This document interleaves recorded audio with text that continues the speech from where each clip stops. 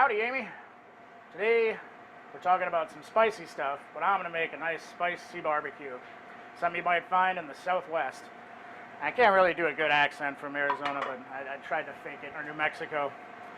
Well, at any rate, let's get started. I can't think of anything else to kind of say right now other than making a recipe. So what we've got, we're going to make a Chipotle chocolate barbecue. It's going to be kind of nice and chocolatey and very spicy with the Chipotle. So for our ingredients, it's relatively simple. We have some ketchup, which is going to be the base of our sauce. We've got some Chipotle powder, which is dried, ground, smoked jalapenos. So it's got a smoky spiciness to it. We've got some cocoa powder. We've got soy sauce, which is going to be our salt driver in it.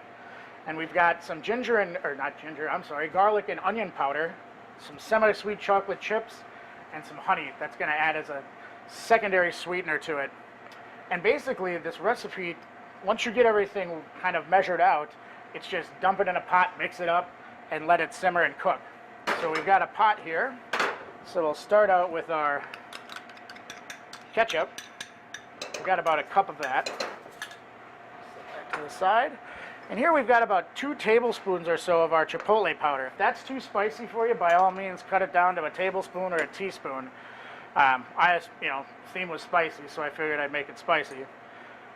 To that, we're going to add a little bit of cocoa powder, just like you would have for baking cocoa powder. We're going to add our soy sauce, which is our salt driver. We're going to add our onion and garlic powders. I'm going to get all of it. We're going to add our honey as our sweetener, and then some semi-sweet chocolate. We don't want to use milk chocolate or anything. We just want to use some semi-sweet chips like you would have if you were going to make some chocolate chips at home. And then that, we're just going to get on the fire. Now this recipe doesn't make a huge amount. It's only going to make you a shade over a cup. So if you wanted to, make a bunch, if you're going to have a party and you want to barbecue a lot of wings or some ribs or something like that, you might want to double this recipe up to make yourself more like a pint than just a cup. So basically, you're going to keep stirring this over a high heat until it comes to a boil. Once it comes to a boil, we want to lower it way down and just have a nice simmer on it for about 5 minutes. But when we do that, we want to make sure we're constantly stirring because we do have some stuff in here that could scorch to the bottom of the pan. And we're just trying to get this all incorporated nicely.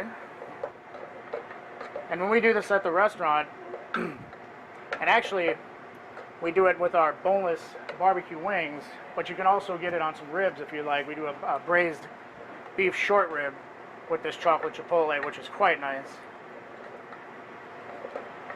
So we can see we're kind of getting all incorporated in there, a nice, rich, deep colored barbecue sauce. And again, this is so simple to do, but it's also something unique that you could do for your next party. And hopefully a great time would be to do it for the Super Bowl if the old green and gold is there. At least we know it's not going to be the Bears. Sorry for any Bears fans out there. Actually, I'm not. Well, I'm over here. So when we got done, after we've simmered it for a while, I just put ours on some ribs, like I said. Had them in the oven for a little bit. Well, now they're kind of cool because they were sitting here. We can just slather them right on some ribs, put them back in the oven, and let them get all caramelized up. And you've got yourself a nice chocolate Chipotle barbecue sauce. Thanks a lot, Amy. Go Packers.